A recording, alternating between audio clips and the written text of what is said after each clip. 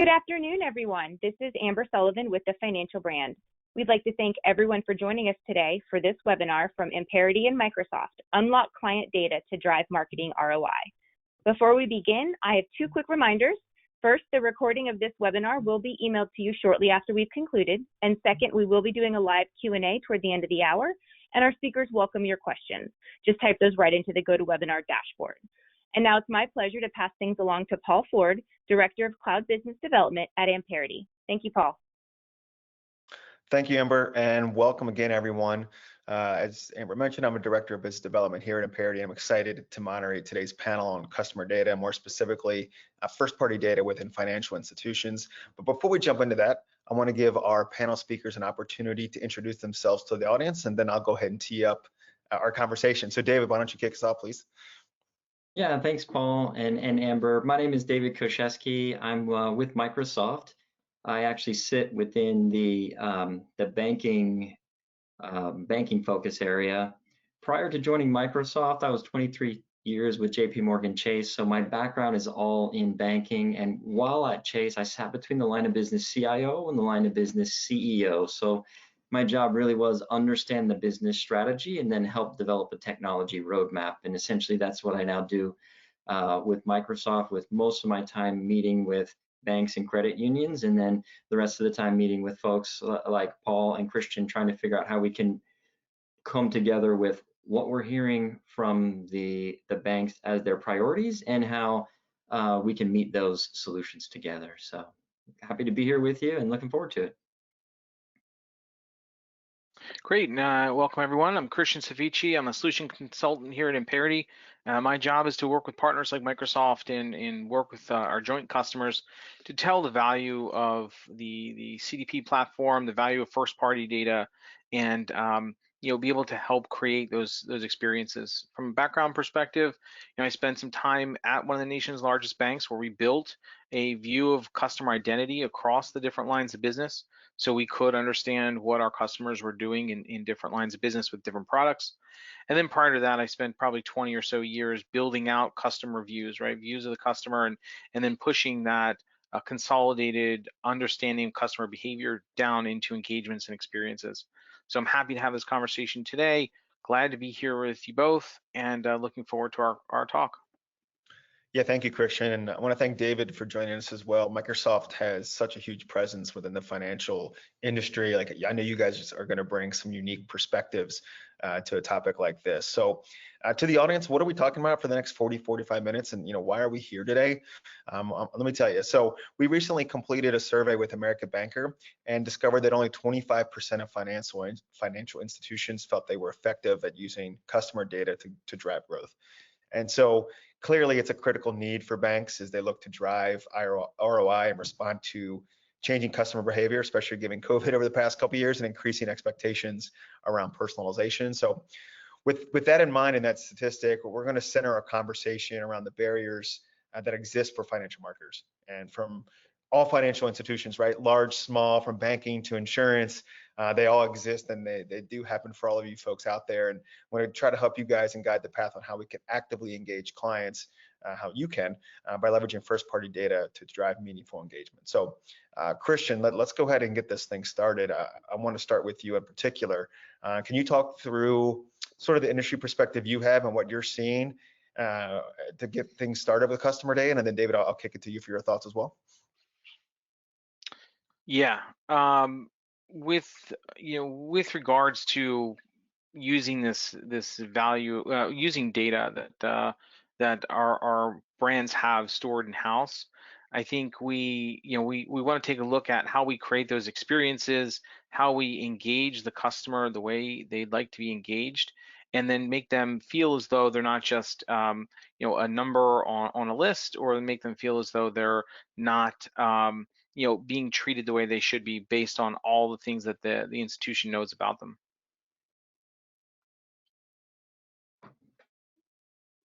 David? I can jump in. Yeah, sorry, I'll jump in there, sort of that awkward pause. But the, over the past 2 years, I think banks have really taken a new trust position with their customers.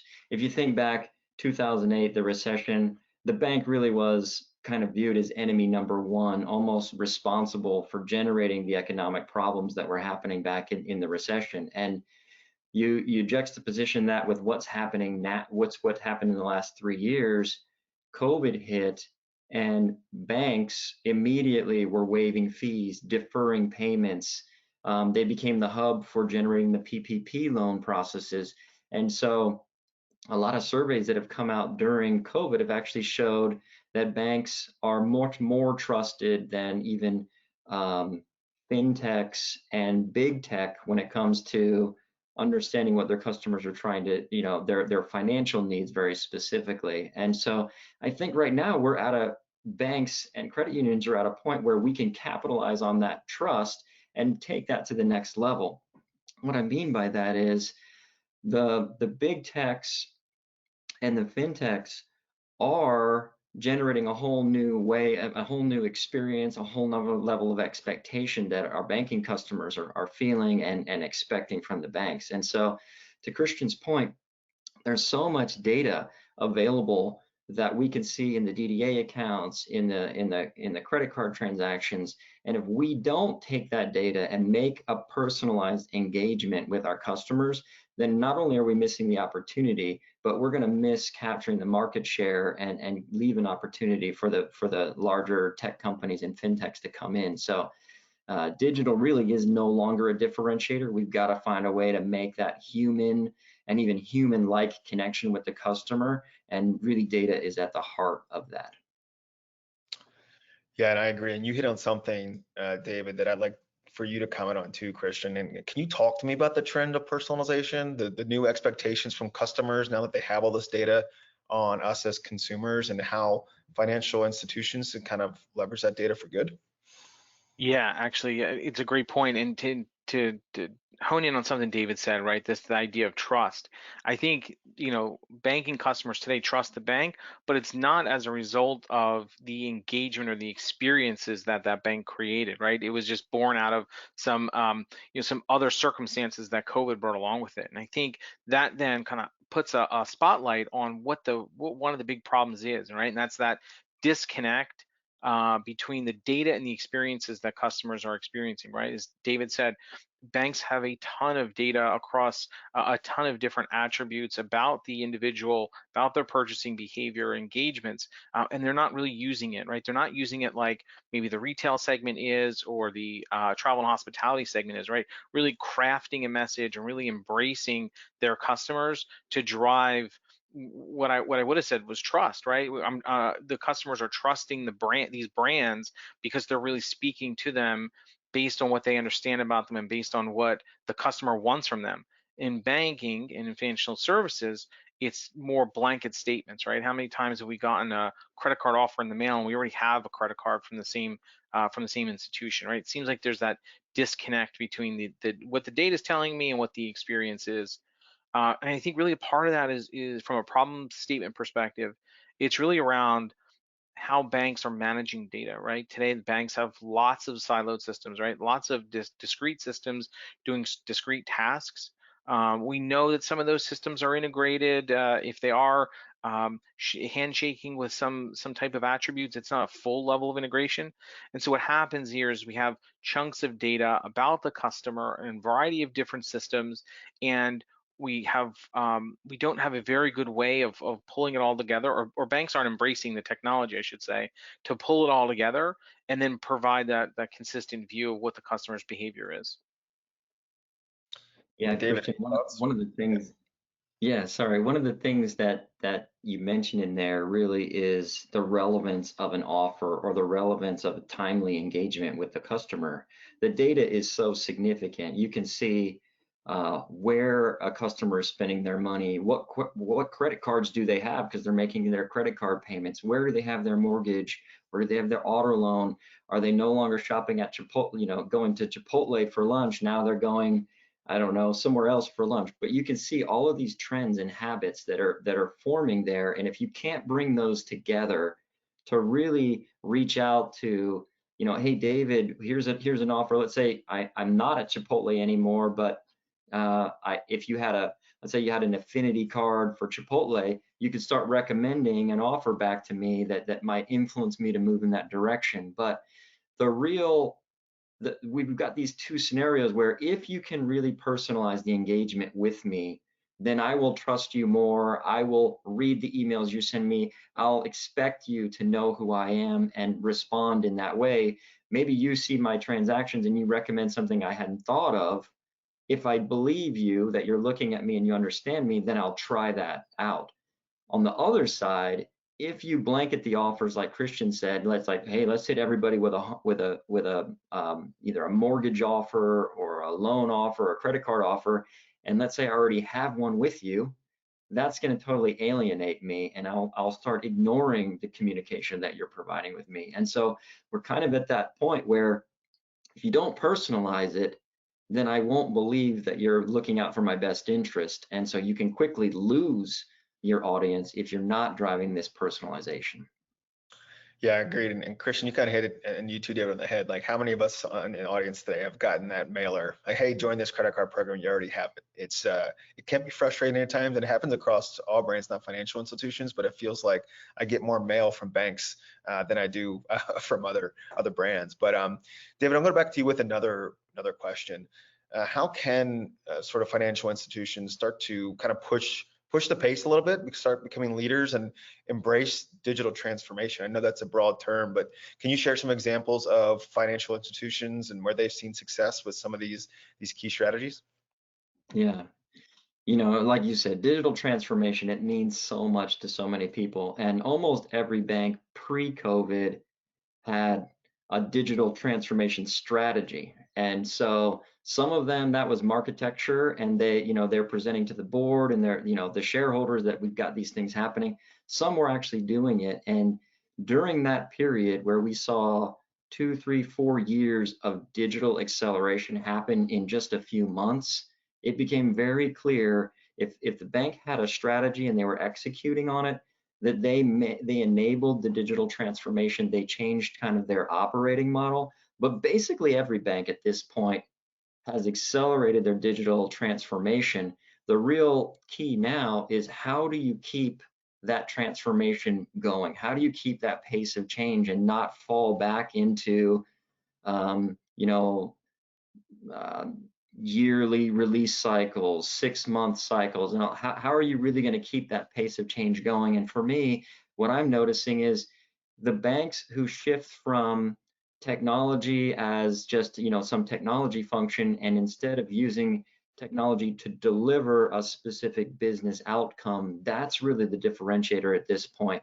Technology has come so far. However, if you don't focus it on specific business outcomes, like improving your marketing engagement or your personalization or your segmentation or your targeting, if you don't do that, then you're going to fall behind. But the real key to that is understanding your own strengths. So you understand, hey, this is something that differentiates my bank, my customer service, my product from the other banks, and then really doubling down on that area instead of let me go and hire a bunch of um, talent around um, AI, machine learning, and try to build that up at the same time that you're trying to go deliver a specific business outcome. So really focus on what you know is going to differentiate, and then partner with other third parties and folks where you can go after that. And so it's a business first focus, and then you've got to be agile and be willing to reach out and partner. And that's basically in the last 3 years, I've seen almost every bank that I work with go from we're gonna focus on digital. We're gonna do that from a technology standpoint, and they've shifted to the board, the CEOs, the CIOs, the product owners are driving the technology transformation, and technology is really coming along for the ride. So it's a rethink of how can we use technology, but from the business focused standpoint. Yeah. Yeah, and it's like, don't find some shiny toy and try to shove it to a problem. Start with the problems and work backward. Sorry, Christian, would you jump in, please? Yeah, certainly. So I have a very consistent view of of the problem too, or the response to the problem, right? And I think that starts with um, doubling down on the customer experience. But when you do it, you must do it across the lines of business and not within. I think that's part of the struggle we have today is that with these mature financial institutions, they're so hardened around their lines of business strategies, their lines of business goals, and their objectives, and it's hard to kind of break those firewalls between lines of business to start thinking about the customer rather than just figuring out what the end product revenue driver is. Kind of with that too, you have to figure out how to shape the data around that customer engagement within the organization, right? Not within a line of business. You need to really have this vision of data, first party data, to be able to support all the things you want to do to engage that customer, to give that customer those rich experiences that they're expecting and that you want them to have, so they continue to be a customer for a long time. I think part of the problem is financial institutions always assume, well, they're a checking account customer today. They have 3 checking accounts and 2 savings accounts. They're not going anywhere. But the reality is barriers to entry and move those accounts have become so diminished. It's easy to jump ship and go somewhere else, who's ever's offering a better interest rate or a better set of services.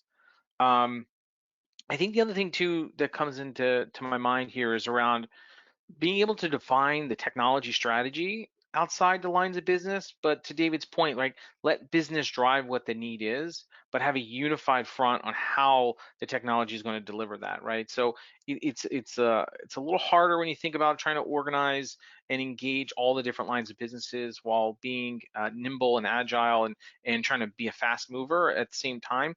But I think having a centralized view on what the technology is, so you can centralize the data, so you can take advantage of reduced development cycles and faster time to market, faster time to value. I think starts to be bubble up to the surface when you can kind of come outside a line of business to drive those technology investments. And then I think the other one to think about too is, right, embracing what security and regulatory compliance and everything that goes into being risk averse, which we know these institutions are, right? Embrace them, define them, make them part of your strategy and direction. Don't make them a tag along, right? Don't pull them through the process at the end, and all of a sudden you're facing these hardships between approvals um, and getting your technology or your strategies, your experiences approved and out the door, because you now have a 10-step or 100-step in some of my experiences approval process, just so that risk is okay with what it is you're doing and where you're sending data. And the last one I kind of touched on earlier, right? You really have to put that first party data strategy forward. You have to embrace something that's going to give you some consumer driven data platform, right? A CDP to be at the heart of all of those experiences, whether they're in a certain tool or across multiple tools, whether they're in built homegrown on-premise tools or external. At the heart of it, you need to have a first-party data strategy that is uh, a unified strategy or a unified view of customers' sentiments, behaviors, activities, and so on, so that everyone's talking to the customer in the same way and not in different ways. Yeah, Christian, I think you hit on that, right? Like, it's very important to get your hand on that first party data. But once you do, right, let's say you have a CDP in place, you have a strategy around first party data, what can marketers here on the call do today to kind of activate that data? What are the outcomes that they can drive once they have a first party data strategy in place? Yeah, I mean, dare I say the outcomes are limitless, but if you think of the value of having a unified customer data profile, and then start to think about, well, how do I talk to them in digital? How do I talk to them in my my digital marketing versus my in brand marketing versus my insight marketing, and how do I experience, or how do I create an experience for the customer when they call the call center? Like, all of that is driven with that single data set in mind. And because then what's going to do too is it's going to let you explode the possibilities that David was saying earlier about, being able to hire some AI and ML technologies, or deploy some AI and ML technologies, right? To be able to provide that deep level of insight, intelligence about the individuals, segments of individuals, so you can get the right product messaging and the right product offers out, so you can increase your your drivers for engagement. I think we have a customer that actually used the single data set, single view of the customer. They used the intelligence tools that allow them to understand customer behavior and purchase trends, and the retailer was actually able to reduce their ad spend. And the result of that very targeted marketing spend was an increase in revenue above what they had expected, right? So here you talk about you're trying to drive ROI on all these campaigns by right message, right time. Here we were actually able to drive ROI by reducing cost and exposure and expense, and at the same time increasing revenue. So it's a bit of a double win for our customer. Yeah, I also think about one of the key things here to supplement what you're saying, Christian, is the concept of data democratization, right? Like, hey, it's really cool and it's very important to create that single view, but be able to allow different business units, whether it is the marketers on the call today, or the finance folks or the sales folks, or et cetera, to access that and be leveraging the same baseline is super critical as well, in addition to the insights that you mentioned. David, I want to swing it back to you. The title of our webinar today, we talk about driving marketing ROI. What insights can you share with the banks and the marketers on the phone call today that are looking to marketing as a business strategy to drive some of these growth outcomes? Yeah, and Christian hit on it a little bit there, Paul, around, where are we going to invest our discretionary income, our discretionary project spend, and our our energy. And right now, we're under so much pressure right now with inflation, the uncertainty with Ukraine. I mean, there's going to be so much cost pressure coming down. It really will boil down to how can you use your marketing dollars to truly differentiate your company and bring both new products, surface new products based on the data that you can see. And to one of Christian's points, you've got to be able to see your customer, that single identity of that customer across all the different siloed areas. Not only will that help you build a better business case because you're going to understand the customer better, but it's also going to help you build maybe modifications to your products to see where are the people changing, and then be able to also identify where are you having impact, how can you capture that customer, using your data to figure out, do we see customer churn? Are they, are our customers now using a different credit card than they were before? Are they shopping around for loan rates? Really leverage the data that you have, not just to segment them, but to understand, are they moving? Are they shifting? How can we go after them? And, I truly believe that with the data, you can really use your marketing dollars to drive impact, not just mass market to everybody, but really micro segment those engagements and automate that process to the point where you can know David looks like he might churn in credit based on these pieces of data that we see, or it looks like he needs a car loan based on what we can see about his spending pattern or where we've seen him visiting. And so I think it's so critical to use the data to be able to drive truly where are you going to invest. And so that's what I would say around, why are we calling it marketing ROI and why is the data so important for it? Yeah, I think about what you're saying, David, and I just think about all these rich experiences that you can create from the data, right? So to your point, well, we've found the right audience and we want to target them with a home refi loan, for example, right? What happens when the customer lands on the website and goes through the 10 pages of forms and applications, all the things that go around with trying to apply online, and they get frustrated, right? What do? They bail on the process, right? So there's an experience from the web and in that process. But where I'm thinking of is what then happens if that person shows up in a phone queue, or even more importantly in a retail store, right? The ability to have the insight that, hey, Paul just spent 20 minutes trying to fill out this loan, and all of a sudden he called you, right? So he's really engaged, right? The marketing effort worked, your analytics on Paul's a target for said opportunity, right? It's working, but there's now some additional insight to understand like, hey, he's having a problem. So what do you do with that, right? How do you leverage things like that? I may kick out the idea that, Paul shows up in a phone queue. Maybe he goes right to the list, right? He's next that a customer service agent picks up, or maybe he goes